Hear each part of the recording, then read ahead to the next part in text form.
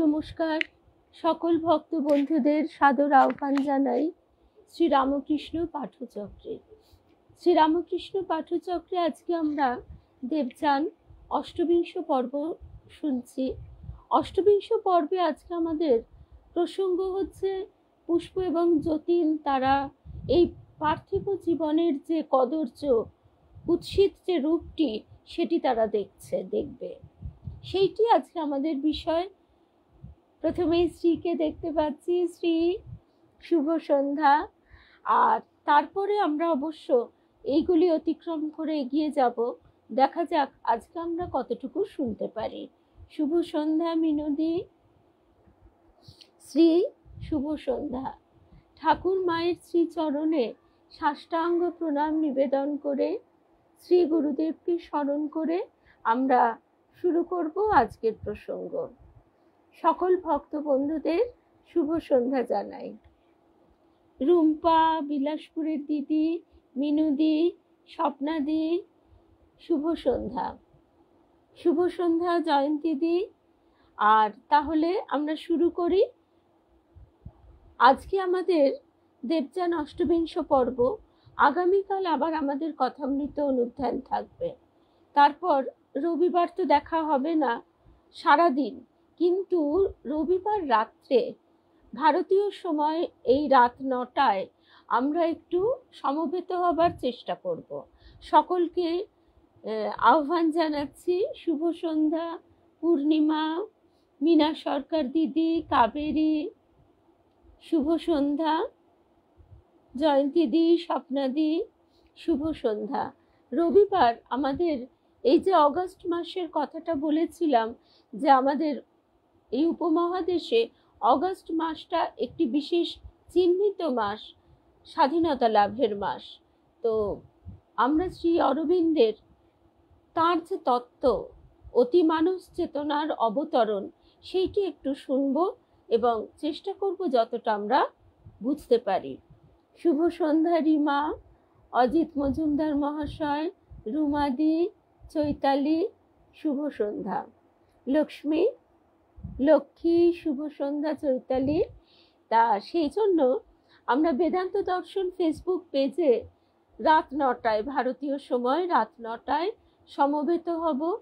শ্রী অরবিন্দ এবং পণ্ডিচেরির মা, তাদের জীবন দর্শন, তাদের তত্ত্ব, যেটি অতিমানস চেতনার অবতরণ, নিজেকে গঠন করা ইত্যাদি প্রসঙ্গে আমরা একটু শুনব।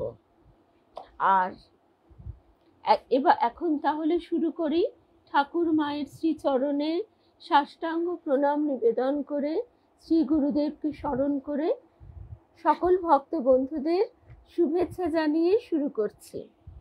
শুভ সন্ধ্যা মলিনা দাস। এখানে আমরা দেখছিলাম যে পুষ্প যতীন সেই বিশ্বপথিক দেবতার সঙ্গে কথা বলছেন। দেব, আপনি ঘুরে ঘুরে বেড়ান কেন? আপনি এত উচ্চ, ওই কথাটা শেষ হলো না। দেবতা বলছেন, ওই রজনীর তারালোকের ব্যাপ্তির মধ্যে বনপুষ্পের সুবাস ও ওইসব অদ্ভুত গ্রহের বনানীর নির্জনতা ও বনবিহঙ্গের পূজনের মধ্যে, বিশ্বের রহস্যের মধ্যে আমি তার নিত্য সঙ্গী হয়ে থাকবার প্রার্থনা জানিয়েছিলাম মনে মনে। তিনি অসীম করুণায় সে প্রার্থনা মঞ্জুর করেছেন। নইলে সাধ্য কি এই অগণ্য লোকালোকে ভ্রমণ করি? শুভ সন্ধ্যা শুভ্রা কাকলি। নইলে সাধ্য কি এই অগণ্য লোকালোকে ভ্রমণ করি? এ বাসনা কারো নেই, এ নেশা আর কারো দেখিনি। কেবল বহুকাল আগে আর একটি আত্মার সঙ্গে দেখা হয়েছিল। দুটি নক্ষত্রের বিরাট সংঘর্ষের দৃশ্য দেখেছিলাম দুজনে। তা থেকে তৃতীয় একটি নূতন প্রজ্বলন্ত তারকার সৃষ্টি হলো। ওহ, সেসব দৃশ্য তোমাদের শক্তি নেই সহ্য করো। আমাকে তিনি ভ্রমণের শক্তি দিয়েছেন, সুপর্ণের মতো বিরাট পাখা দিয়েছেন লোকে লোকান্তরে উঠতে। এই আমার তাঁকে উপাসনা। জয় হোক তার। পুষ্প হঠাৎ হাঁটু গেড়ে বসে পড়ল। দেখা দেখি যতীন। শুভ সন্ধ্যা। এই মনোরম জগতের নৈশ সৌন্দর্যের মধ্যে উচ্চ স্তরের এই পথিক দেবতার বাণী স্বয়ং ভগবানের প্রতিনিধির বাণী বলে মনে হলো ওদের হঠাৎ। সুস্পষ্ট সত্য বাণী। চন্দ্রমা অস্তমিত হলে, বাদ্য শান্ত হলে, পৃথিবীর ঋষি যাজ্ঞবল্ক্যের আশ্রমে যেমন একদিন বাণী উচ্চকিত হয়েছিল। পুষ্প মাথা নিচু করে বললে, আশীর্বাদ করুন দেব। ওর অশ্রুপ্লাবিত চোখ দুটির দৃষ্টি নতুন গ্রহের মৃত্তিকার দিকে আবদ্ধ রইল। দেবতা বললেন, আশীর্বাদ করছি কন্যা, তুমি আমার অপেক্ষা অনেক উচ্চ স্তরের দেব ও আত্মার সাক্ষাৎ পাবে। আমি তো ভবঘুরে মাত্র, সত্যিকার জ্ঞানীর দর্শন পাবে। তবে তোমার ভাগ্যে এখনো অনেক সংগ্রাম আছে, কিন্তু তুমি বিশ্বদেবের করুণা লাভ করবে। আমি যাদের পাদস্পর্শ করবার যোগ্য নই এমন আত্মার দর্শন পেয়ে ধন্য হবে। এমন সময় রাত্রি প্রভাত হয়ে এলো সেখানকার বনে বনানীতে। আকাশের নক্ষত্র রাজি ম্লান হয়ে এলো। সাথী তারার নীল জ্যোৎস্না মিলিয়ে অস্পষ্ট হয়ে এলো। পক্ষী কুজন জেগে উঠল বনভূমির বুকে। পুষ্প ভাবছিল, কোনো এক সুদূর জন্মান্তরে এই গ্রহলোকে যদি সে জন্ম নেয়, সাথী তারার নীল জ্যোৎস্নায়, এরই শৈলারণ্যে, উপত্যকায়, গিরিশানু দেশে, শান্ত উপত্যকায় সে হাত ধরাধরি করে বেড়াবে যতীন্দার সঙ্গে। দুজনে মিলে ভগবানের উপাসনা করবে সারা জীবন এই তপবন সম গ্রহলোকের পবিত্র আশ্রয়ে, কোনো গিরিনির কুলে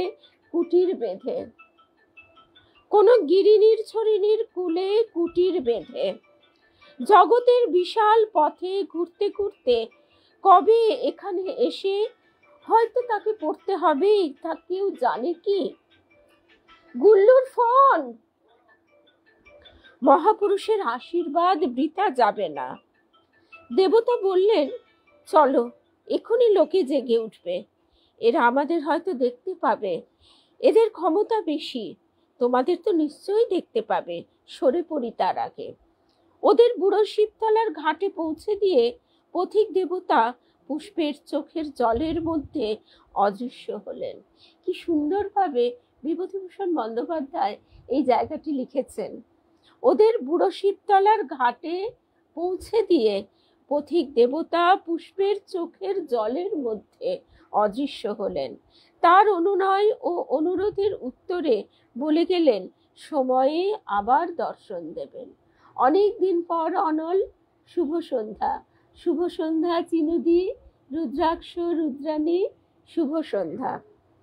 বুড়ো শিবতলার ঘাটে আজ দীপান্বিত অমাবস্যা। আজকে আমরা কিন্তু বিশেষ যে একটা আধ্যাত্মিক ভাবতরঙ্গের মধ্যে দিয়ে যেতে পারবো তা কিন্তু নয়। আজকে আমাদের শুভ সন্ধ্যা রূপা। আজকে আমাদেরই পৃথিবীর, আমাদের জগতের যে কুটিল, কদর্য, কুৎসিত একটা রূপ আছে, আজকে আমরা সেটাই দেখব।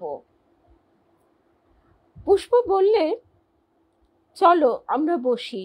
ওপারে হালি শহরের শ্যামাসুন্দরীর ঘাটে মন্দিরে মন্দিরে, ছাদে ছাদে প্রদীপ দিয়েছে মেয়েরা। এদের প্রাচীন ঘাটের রানায় পুষ্প নিজের হাতে ছোট ছোট মাটির প্রদীপ জ্বেলেছে। গঙ্গা বক্ষ অন্ধকার, দু একটা নৌকোর ক্ষীণ আলো দেখা যাচ্ছে। ছপ ছপ দাঁড়ের শব্দ পাওয়া যাচ্ছে। পুষ্প বললে, এসো যতীনদা, আমরা আমাদের ছেলেবেলার কথা ভাবি বসে বসে। মনে পড়ে কেওটা শাহগঞ্জের দিন? আমি পিদিম দিচ্ছি, তুমি 1 পয়সার কুচো গজা কিনে আনলে। কুচো গজা না, জিবে গজা, না কুচো গজা।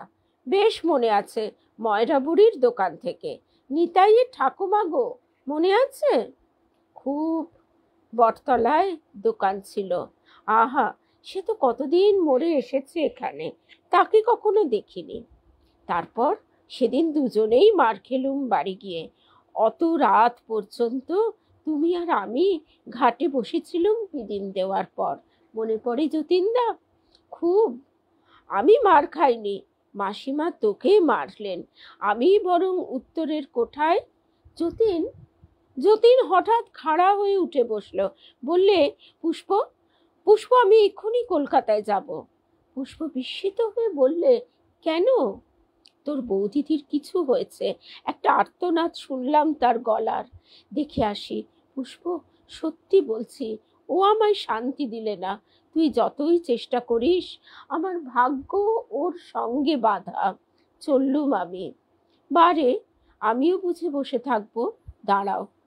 মনে মনে পুষ্প বড়ই হতাশ হলো। তারও জীবন যেন কেমন, কিছুতেই কি কিছু সুরাহা হয় না। সব সময় দেওয়ালের ওপর দিয়ে কোন বিকট মূর্তি কঙ্কাল উঁকি মারছে যেন।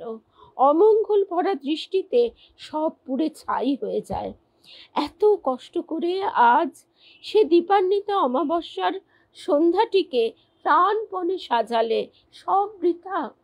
শুভ সন্ধ্যা মল্লিকা, সোমা, পম্পা, সঙ্গীতা, শুভ সন্ধ্যা। রীতাদি, শুভ সন্ধ্যা।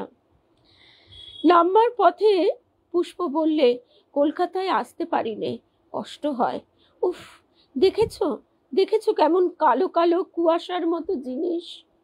মানুষের অর্থলোভ, বিলাসিতা, নানা রকম খারাপ চিন্তা, সকলের ওপর লোভ, কামনা, বাসনা, এইসব এক ধরনের কালো কুয়াশা সৃষ্টি করছে। ওর মধ্যে দিয়ে আসতে দম বন্ধ হয়ে যায় যেন। সব বড় শহরেই এরকম দেখেছি। এখানে মানুষ সব ভুলে শুধু ভোগ নিয়ে আছে। বলছে পুষ্প, এটা আমরাও কিছু কিছু অনুভব করি বই কি। আমরাও যখন কোনো এক উদার আকাশের নিচে, উন্মুক্ত মাঠের ধারে, ধান ক্ষেতের পাশে যদি দাঁড়াই, যদি তাকিয়ে থাকি বিরাট জলাশয়ের দিকে, আমাদের মন যেন আপনা হতেই শান্ত হয়ে আসে। তখন আমাদের মনের মধ্যে আর কুটিল ভাবতরঙ্গ কোনো রকম অস্থিরতা আনতে পারে না। কিন্তু সচরাচর কি হয়, আমাদের এই মনের ভাবগুলো আমাদের বড় বিক্ষিপ্ত করে রাখে। আমরা বহু সময় দেখি যে আমরা নিজেরাও এটা বুঝতে পারি যে কত মানুষের সঙ্গে কথা বললে একটা অপূর্ব শান্তি অনুভব হয়, আবার কারোর সঙ্গে কথা বললে আমরা যেন পালাই পালাই করি। কেন? এই কারণেই আমাদের প্রত্যেকের ভেতর থেকে একটা স্পন্দন চারিদিকে ছড়িয়ে পড়ে। এই বিষয়টি এখানে এত বেশি, এই পৃথিবীর চারিপাশে, যেটা এই স্বচ্ছ পুষ্পর মতো যারা কিছুটা উচ্চ স্তরের আত্মা, তাদের পক্ষে বড় কষ্টকর। এই বাসনা কামনার ধোঁয়া চারিদিকে যেন জমাট বেঁধে বেঁধে আছে। সেই বাসাবাড়ি যতীন এর আগেও দুবার লুকিয়ে এসে দেখে গিয়েছিল আশাকে। পুষ্প তা জেনেও কিছু বলেনি। যতীনদা ভাবে পুষ্পপোড়ার মুখীকে লুকিয়ে কোনো কিছু বুঝি করা যায়। যতীনদার বয়স হয়েছে বটে, কিন্তু ছেলে মানুষই ঘোচেনি। আশার অবস্থা ভালো নয়। নেত্যনারায়ণ ওকে ফেলে আজ মাস 4-5 হলো চলে গিয়েছে দেশে। নিজের গ্রামে গিয়ে সে মুদির দোকান খুলেছে, কিন্তু আশার ফেরবার মুখ নেই। এটাই হয়ে থাকে।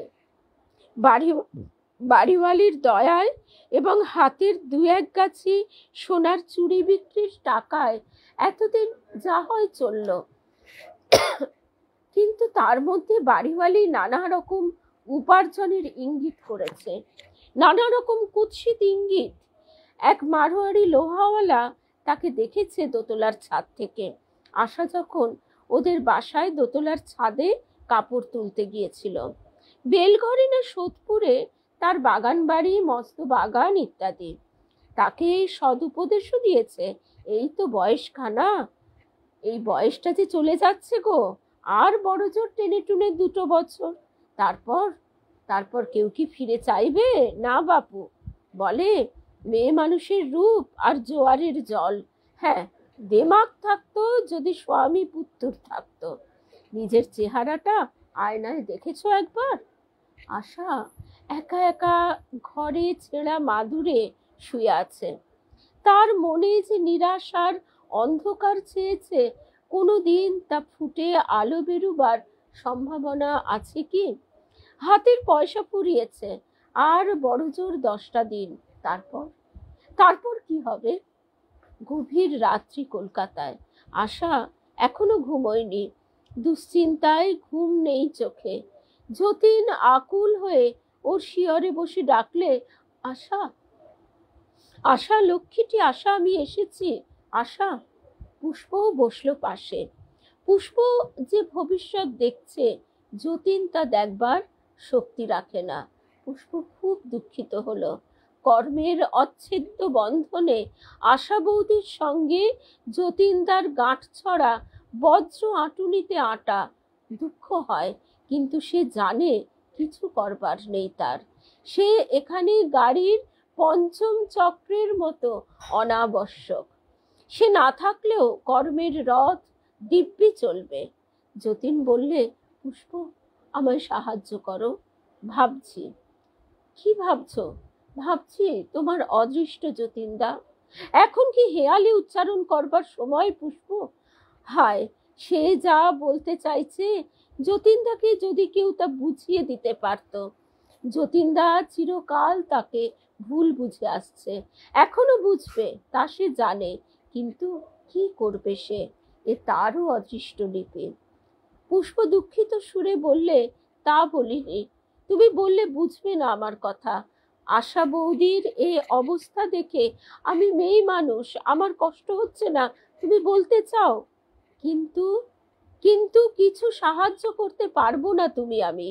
আশা বৌদিদির কর্মফল, এক ভগবান যদি বাঁধন কাটেন তবেই কাটে, তোমার আমার দ্বারা হবে না। এই রকম অবস্থায় ফেলে রেখে যাই কি করে তোর বৌদিদিকে? বল পুষ্প, তা পারি? যতীনের কাতর উক্তিতে পুষ্পের চোখ দুটি জলে ভরে উঠল। আশালতার দুরবস্থার জন্যে নয়, অন্য কারণে।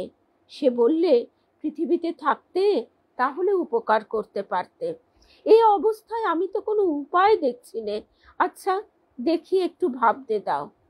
পুষ্প একটু পরে বললে, এখানে থাকবে না, চলো যতীনদা, এখান থেকে যেতেই হবে, নইলে তোমার আসন্ন বিপদ। যতীন বললে, তুমি বড় ভয় দেখাও পুষ্প, চলো করুণা দেবীর কাছে যাই, তাকে সব বলি। বলবে কি? তিনি অন্তরের কথা জানতে পারেন। ওরা হলেন উচ্চ স্বর্গের দেবদেবী, স্মরণ করলেই বুঝতে পারেন, কিন্তু সময় না হলে আসেন না। এই ক্ষণের গুণ, এই কথাটা আমরা শ্রী শ্রী মায়ের কথাতেও পাই। আমাদের দেবী মাও বলতেন, ক্ষণের গুণ, যতক্ষণ না সময় হবে ততক্ষণ কিছুতেই সেই যোগটা হবে না। বৃথা বৃথা দেখা দেন না তিনি বা তারা। তাছাড়া কলকাতার এই বিশ্রী পাড়ায় তাকে আমি এনে এর সঙ্গে জড়াতে চাইনে। সারা রাত যতীন ও পুষ্প আশার শিয়রে বসে রইল। পাশের একটা বাড়ির খোলা জানলা দেখিয়ে বললে, দেখো যতীনদা, ওখানে ওরা কি করছে বলো তো? দেখে এসো না। কি? তুমি গিয়ে দেখে এসো। অমন জায়গায় যাব না, কি বিশ্রী, দম বন্ধ হয়ে আসে। যতীনের কৌতূহল হলো। সে গিয়ে দেখলে কয়েকটি ভদ্রলোক, সাজে পোশাকে বেশ অবস্থাপন্ন বলেই মনে হয়, একটি ঘরে বসে তাসের জুয়ো খেলছে। পাশের টেবিলে একটি বোতল, কয়েকটি গ্লাস, 1 টিন সিগারেট, 2-4টি শূন্য চায়ের কাপ ডিশ, একটা বড় প্লেটে খানকতক অর্ধভুক্ত পরোটা ও অন্য একটা পাত্রে কিছু ডালমোট। সিগারেটের ছাই ও ডালমোট ঘরের মেঝের দামি কার্পেটের ওপর ছড়ানো। যদিও সিগারেটের ছাই ফেলবার পাত্র টেবিলের ওপর রয়েছে, কিন্তু আধপোড়া সিগারেট আর সিগারেটের ছাইতে পাত্রটা বোঝাই। ওরা ছোট ছোট তাকিয়া পাশে রেখে এক মনেই খেলেই চলেছে। বিছানার পাশে রাশিকৃত 10 টাকার নোট একটার পর আর একটা হিসেবে সাজানো, ওপরে একটা পেপার ওয়েট চাপানো। ওরা মাঝে মাঝে বোতল থেকে ঢেলে মদ খাচ্ছে, সিগারেট ধরাচ্ছে, মাঝে মাঝে একখানা কাগজে পেন্সিল দিয়ে হারজিত সূচক হিসেব রাখছে। এদের মধ্যে একজনের বয়স 50 উত্তীর্ণ হয়েছে। দেখলেই বোঝা যায় মাথার চুলে কালো রং খুঁজে বের করা কঠিন। ফুল ফোর্সে মাথার ওপর ইলেকট্রিক পাখা ঘুরছে। দেওয়ালের ঘড়িতে রাত 1:30 বাজে। একজন ডেকে বললে, ও প্রমীলা, টুসু, খাবার দিয়ে যাও না বাপু। 2-3 বার ডাকের পর একটি সুন্দরী রমণী ঘুমে ঢুলু ঢুলু চোখে একটা বড় প্লেটে কতগুলো কাটলেট নিয়ে টেবিলের ওপর রেখে বললে, নাও সব, রাত তো কম হয়নি, আমার ঘুম পেয়েছে, কাল আবার হাসপাতালের ডিউটি, সকাল থেকেই তো শুরু হবে। একজন বললে, সোডা ফুরিয়েছে টুসু, লক্ষ্মীটি, একটা সোডা আমাদের যদি দিয়ে যাও। আরেকজন বললে, আরে অমনি ওই সঙ্গে গোটা কত পান গো। সুন্দরী মেয়েটি রূপে ঘর আলো করেছে। ওর পরনে দামি সিল্কের শাড়ি, কাজ করা ব্লাউজ, অনাবৃত কণ্ঠদেশ, বক্ষস্থলে জড়োয়ার কাজ করা নেকলেস চিকচিক করছে। সে যেতে যেতে তাচ্ছিল্যের সঙ্গে কৌতুক মিশ্রিত সুরে বললে, পারবো না এত রাত্রে পান সাজতে বসতে। 50 বয়সের সেই লোকটি কপট মিনতির সুরে বললে, আমার দুহাত বন্ধ, মুখের সিগারেটটা ধরিয়ে যদি দিয়ে যেতে টুসু। অ্যাকচুয়ালি এই টোনগুলো আমি ঠিক শোনাতে পারছি না, আর শোনাবার আমার কোনো ইচ্ছাও নেই। আর ঔপন্যাসিক এখানে যে সময়ের কথা তুলে ধরছেন, সেই সময়ের সঙ্গে এখনকার সময়টা হয়তো বদলেছে। এই চিত্রের কিন্তু বিশেষ পরিবর্তন ঘটেনি, মূল বিষয়টা একই রয়ে গেছে, আর তার সঙ্গে আরো চাকচিক্য যোগ হয়েছে। তা যতীন সেখানে আর দাঁড়ালো না, পুষ্পকে এসে বললে, তাস খেলছে, তাসের জুয়ো, টাকা জিতছে। পুষ্প বললে, একবার দেখে এসেছি জানলা দিয়ে, ওরা অবস্থাপন্ন ভদ্রলোক, দেখে মনে হয় টাকার ভাবনা নেই, অথচ এমন টাকার নেশা। তুমি এসব বুঝবে না পুষ্প, টাকার নেশা নয়, জুয়োর নেশা। ওই হলো। ওই মেয়েটি কে? মেয়েটি টুসু, ভালো নাম কি যেন, প্রমীলা। পুষ্প হেসে বললে, তা তো বুঝলাম, কিন্তু ওদের কে, কি সম্পর্ক ও বাড়ির সংসারের? যতীন কিছু বললে না। সরলা পুষ্প কত কথাই জানে না এই সংসারে, ওর নিষ্পাপ মনে দরকারই বা কি? পুষ্প আপন মনেই যেন বললে, কিন্তু ওই বৃদ্ধ ভদ্রলোকটি ওর মধ্যে কেন? ওকে দেখে কষ্ট হয়, এখনো ভোগের নেশা। 50-এর উপর বয়স হয়ে গেছে, পরকালের চিন্তা করবার সময় হয়নি আজও। দেখো তোমার মতো কি সবাই হবে? যতীন বললে, বাদ দাও না, বাজে কথা বলো কেন? পুষ্প দুঃখিত কণ্ঠে বললে, আমার বাবার মতো দেখতে। সত্যি কষ্ট হলো ভগবানের দিকে মন দেবার, ওর সময় যে পার হয়ে গেল। তোমার তাতে কি? বড্ড বাজে কথা তোমার পুষ্প। এই কথাটা বলতে বলতে ঠাকুরের একটা কথা মনে পড়ে যায়। নিরঞ্জন, তিনি আসছেন, নিরঞ্জনানন্দ, তখন তিনি নিরঞ্জন, তিনি ওই তখন সেই সময়কার কলকাতায় খুব প্ল্যানচেটের চল ছিল, ভূত নামানো, আর মিডিয়া হতেন উনি। তা এইসব ভূত টুত নিয়ে ঠাকুরও জানতেন। তা রাসমণির বাগানে পঞ্চবটী তলাতেও একবার হয়েছিল। এই নিরঞ্জনকেই ঠাকুর বলেছেন, তুই যদি ভূত ভূত করিস, ভূত হয়ে যাবি, ভগবান ভগবান কর, ভগবান হয়ে যাবি। তা সেই নিরঞ্জনকে দেখে ঠাকুর হঠাৎ যেন ছুটে এসে উদ্বিগ্ন হয়ে বলছেন, ওরে নিরঞ্জন, বেলা তো বয়ে গেল, আর কবে কবে তোর ভগবান লাভ হবে? নিরঞ্জন তো অবাক, বলে, আমার ভগবান লাভ হলো কি হলো না, তাতে এর কি? এর এত দুঃখ কষ্ট কিসের?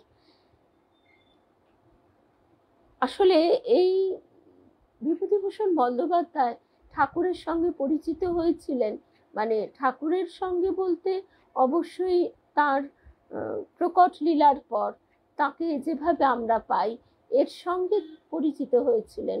এবং পরিচিত হবার পর বিভূতিভূষণ বন্দ্যোপাধ্যায় নাকি বলেছিলেন যে এমন সম্পদও আছে, এতদিন কেন খুঁজে পাইনি। তোমার তাতে কি, বড্ড বাজে কথা তোমার পুষ্প, যতীন বলছে। আশা বৌদি ঘুমিয়ে পড়ছে। কি হবে ওর পুষ্প, সত্যি কথা বলো তো। আচ্ছা পুষ্প, তুই আমার চেয়ে তো অনেক বেশি দেখতে পাস, বল না। দেখতে পাই কে বলেছে, আমি সব জানি। পুষ্প গম্ভীর সুরে বললে, কেউ কিছু নয়, মানুষের মিথ্যে অভিমান। তিনি যা করবেন তাই হবে, তার কাছে প্রার্থনা করি এসো দুজনে। এখানে, এখানেই তার নামে সব পবিত্র হয়ে যাবে। তিনি এখানে কি নেই? কে বলেছেন নেই? তিনি তার অসীম কৃপা, তিনি তার অসীম কৃপা ও করুণায় এই হতভাগিনী আশা বৌদির মঙ্গল করুন। তুমি জোরে জোরে বলো, মন প্রাণ এক করে বলো। করুণা দেবীর বিনা সাহায্যেও আজকাল পুষ্প মহর লোকের সর্বত্র যাতায়াত করতে পারে, এমনকি আরো ঊর্ধ্বতর লোক পর্যন্ত। যতীনকে অত উচ্চ স্তরে কোনো শক্তিমান আত্মার বিনা সাহায্যে নিয়ে যাওয়া সম্ভব নয় বলে পুষ্প অনিচ্ছা সত্ত্বেও একাই মাঝে মাঝে যায়। সে বলে এতে অনেক কিছু সে দেখে, শোনে, শেখে। অনেক ভালো ভালো আত্মার সংস্পর্শে এসে মানসিক ও আত্মিক শক্তির প্রসার হয়। সেদিন যতীন ছাড়লে না, বললে, আমি যদি উচ্চস্তরে অজ্ঞান হয়ে পড়ি, তুমি সেখানে আমাকে ফেলে যেও। যতদূর জ্ঞান থাকে ততদূর নিয়ে যাও না। আমিও বেরিয়ে বেড়াতে, দেখতে, জানতে ভালোবাসি না। ভালোবাসি না কি ভাবছো? রেল ভাড়ার টিকিট তো লাগছে না। পুষ্প বললে, দেখো যতুদা, এখনো পৃথিবীর এই উপমা ও চিন্তার ধরনটা ছেড়ে দাও। তোমাকে এই জন্যই বারণ করি বারবার পৃথিবীতে যেতে। ওখানে নানা আসক্তি, ইচ্ছা, ভোগ প্রবৃত্তি সর্বত্র ছড়ানো রয়েছে, পৃথিবীর আকাশে বাতাসে। স্থূল দেহ ভিন্ন ওইসব ইচ্ছা পূরণ করা যায় না। স্থূল জগতের স্থূল প্রবৃত্তি সূক্ষ্ম দেহে কি করে চরিতার্থ করবে? স্থূল জগতের স্থূল প্রবৃত্তি সূক্ষ্ম দেহে কি করে চরিতার্থ করবে? মানুষের ভোগ বাসনা চরিতার্থ তার অদ্ভুত একটা কথা আমি শুনেছিলাম। আমার পরিচিত এক বান্ধবী, সে আমাকে বলেছিল যে তাদের রাত্রির 2টো পর্যন্ত পার্টি চলে, তারপর তারা খাওয়া দাওয়া করে, ডিনার খায়, ইত্যাদি ইত্যাদি। আমি বললাম যে তোমরা এতক্ষণ কি গল্প করো? পার্টি শুরুই হয় ওই 9টা, 8টা, 9টা থেকে। গল্পের বিষয়বস্তুটা সে আমায় বলতে চায়নি, বলেছিল তোমার জেনে কি হবে।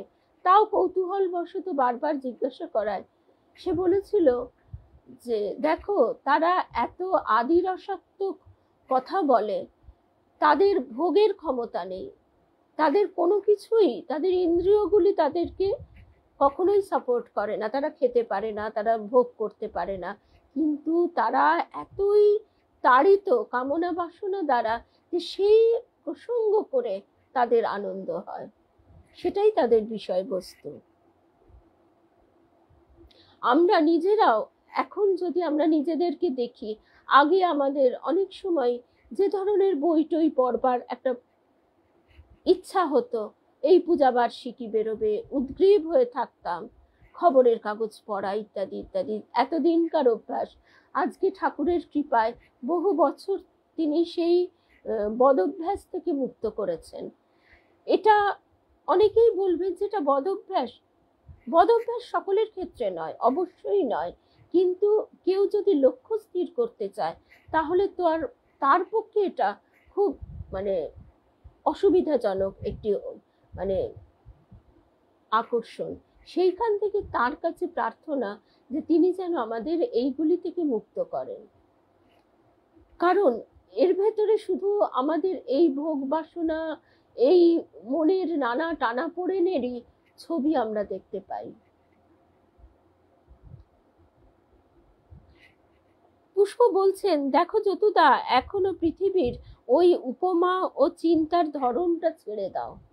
তোমায় এই জন্যই বারণ করি বারবার পৃথিবীতে যেতে। ওখানে নানা আসক্তি, ইচ্ছা, ভোগ প্রবৃত্তি সর্বত্র ছড়ানো রয়েছে পৃথিবীর আকাশে বাতাসে।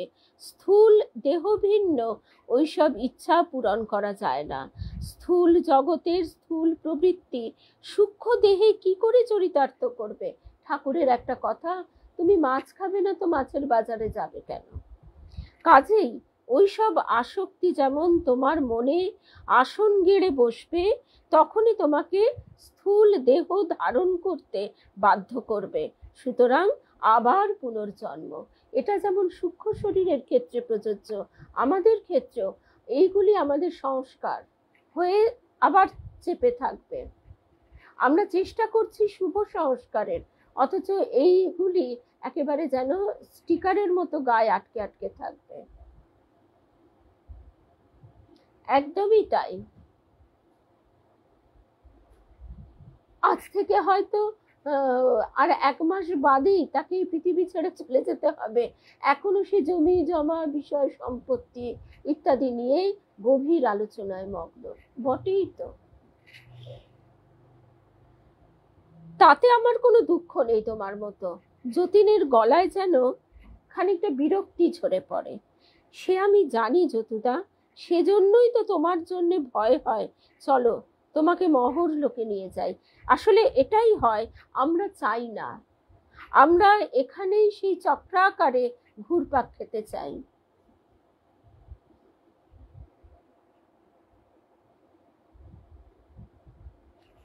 তার কৃপা।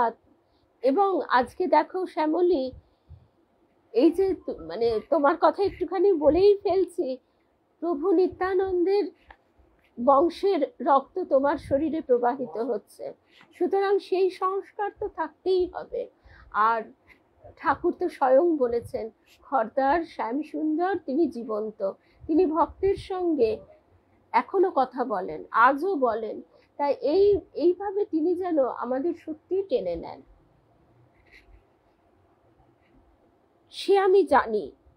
বলছে পুষ্প, সেজন্যই তো তোমার জন্য ভয় হয়। চলো তোমাকে মহর লোকে নিয়ে যাই।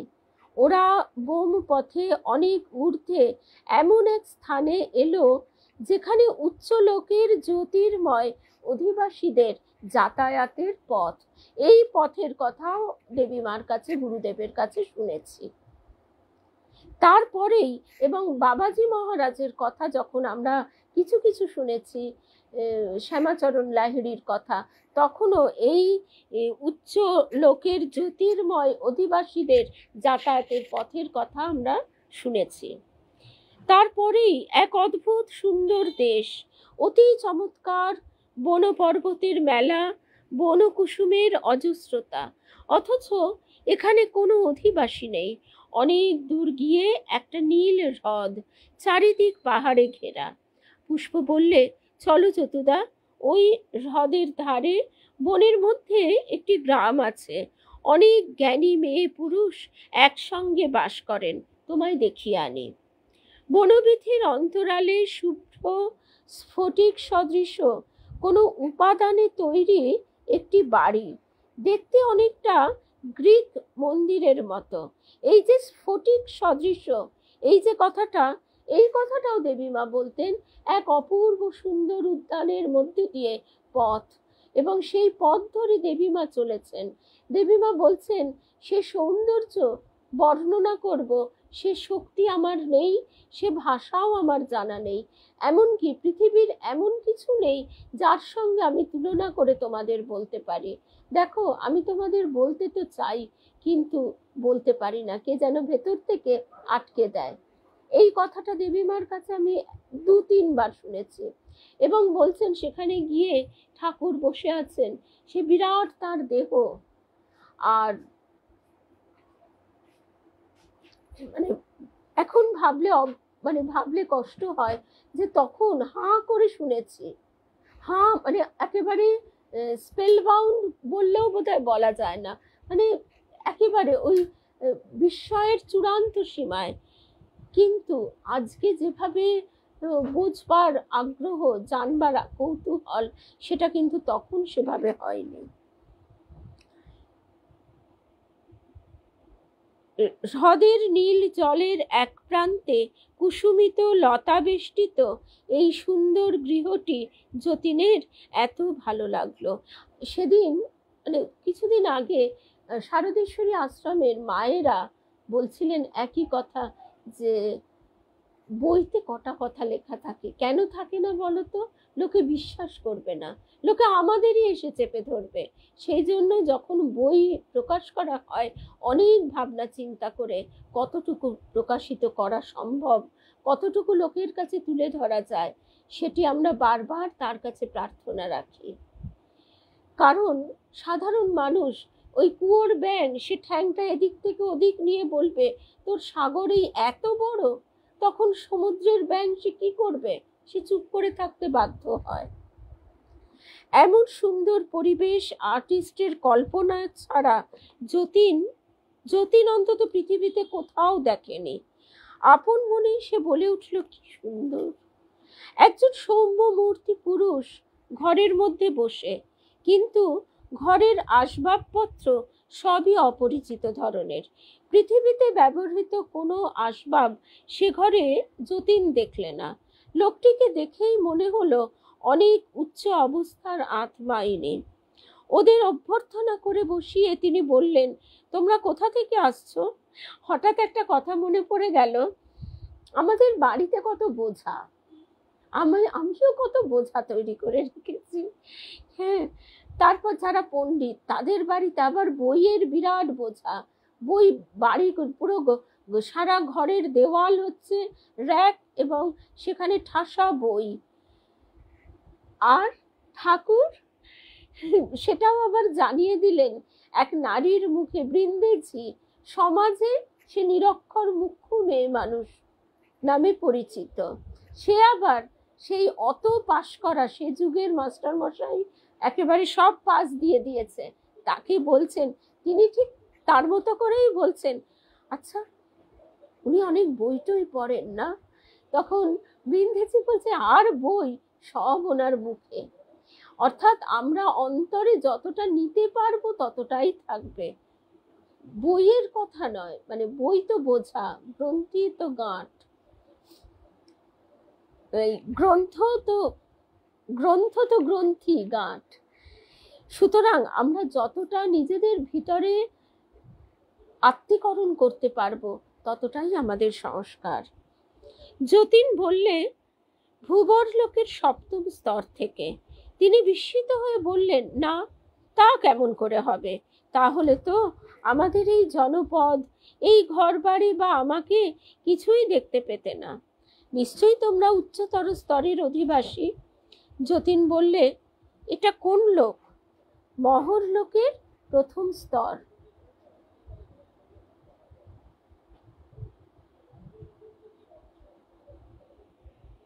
হ্যাঁ, আচ্ছা, তারপরে যে কথায় আমরা ছিলাম, যতীন বললে ভূবর লোকের সপ্তম স্তর থেকে।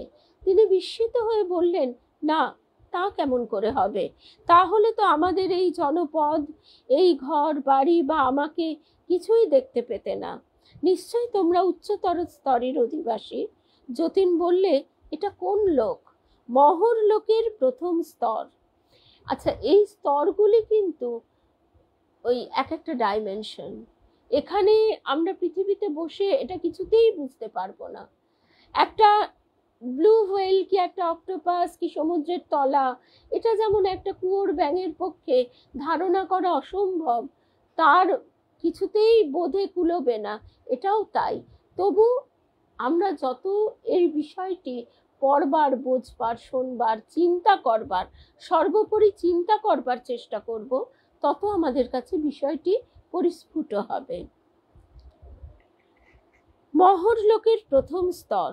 ভূবর লোকের অধিবাসীদের পক্ষে এখানকার বাড়ি ঘর, মানুষ বন পর্বত সব অদৃশ্য।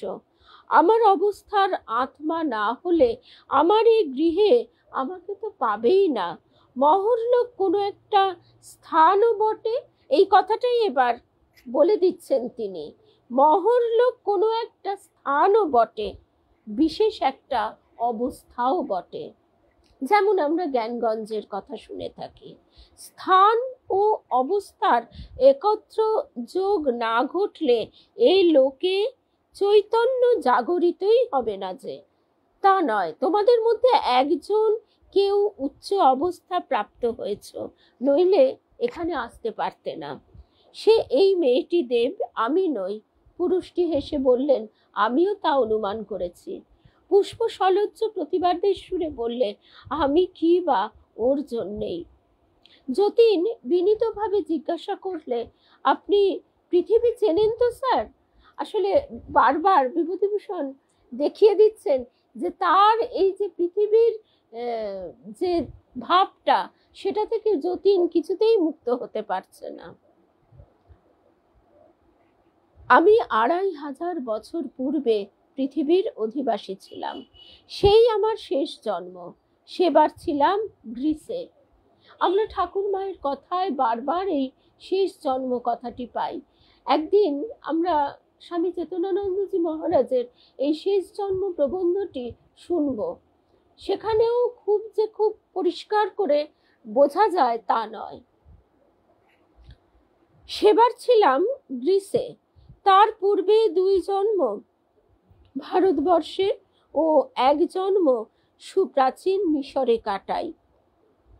তার পূর্বে পৃথিবীতে ছিলাম না। অন্য গ্রহে, সৌরজগতে বহু জন্ম নিয়েছি। কত অদ্ভুত গ্রহ আছে, অদ্ভুত জীবকুল আছে, বিচিত্র লীলা ভগবানের। হঠাৎ পুষ্প বললে, আপনি ভগবানকে দেখেছেন দেব? না। আপনি বিশ্বাস করেন তিনি দেখা দেন? না। আশ্চর্য, ভগবানই বিশ্বাস করেন না? তার কোনো রূপে আমার বিশ্বাস নেই, এই কথা বলছি। ভগবানকে তোমরা যে চোখে দেখো, আমরা সম্পূর্ণ অন্য চোখে দেখি। তিনি অচিন্তনীয় মহাশক্তি, বিশ্বব্রহ্মাণ্ডের সর্বত্র বিরাজমান, দেহধারী হয়েও দেখা দেন। আবার আমার এই গ্রামের একটি মেয়ে প্রায় তার দেখা পায়। পুষ্প আশ্চর্য হয়ে বললে, তবুও আপনি বিশ্বাস করেন না? যে যেভাবে কল্পনা করে তাকে সেইভাবেই তিনি দেখা দেন। এতে আমি বুঝি তোমরাই আমার ভগবান হতে পারো। নিত্য মূর্তি কি আছে তার? সবই তার মূর্তি। এই গাছপালা, এই বনভূমি, এই তুমি মেয়েটি, ওই অনন্ত আকাশ, ব্রহ্মাণ্ডকুল। কথা বলতে বলতে ভক্তি, জ্ঞান ও পবিত্রতার জ্যোতিতে তার মুখের শ্রী হলো অপূর্ব। তীক্ষ্ণ নীল আলোক বড় বড় চোখ দিয়ে কখনো ঠিকরে ঠিকরে বেরোতে লাগলো, কখনো শান্ত হয়ে আসতে লাগলো। ভগবানের কথায় তার কণ্ঠস্বর ভক্তিতে আপ্লুত হয়ে এলো। পুষ্প তার ভুল বুঝে বললে, আমায় ক্ষমা করুন দেব, আমি বুঝতে পারিনি আপনাকে, আপনি তাকে ভক্তি করেন। আজকে এই অবধি শুনলাম। এই যে ঈশ্বর অনুভূতি, এই ঈশ্বর অনুভূতির রসে একবার যে মজেছে, এতটুকুও মজেছে, সে কিন্তু সেই রস পেতে চাইবেই। আমরা যদি ভালো কিছু পাই, এখন যেমন এসির অভ্যাস, আমরা এখন ভাবতেও পারি না ওই হাত পাখা দিয়ে হাওয়া খাবো, কিন্তু ছোটবেলায় তো হাত পাখার হাওয়াও খেয়েছি লোডশেডিং হয়ে গেলে। তো এই হচ্ছে ব্যাপার, তাকে অনুভব করবার চেষ্টা। এবং এই বিষয়গুলি ধ্যানের বিষয়। এই বিষয়গুলি যত চিন্তা করব, তত যেন একটু একটু করে বিকশিত হবে। তাহলে আজকে আমরা শেষ করি, আবার আগামীকাল দেখা হবে। চেষ্টা করব স্বামীজির অনুধ্যান সন্ধ্যে 7টায় মা সারদা সেবাশ্রম ফেসবুক পেজে, আর তারপরে আমাদের বেদান্ত দর্শন ফেসবুক পেজে আবার দেখা হবে 8টায়। ঠাকুরের কথা নিয়ে। জয় রাম কৃষ্ণ, জয় রাম।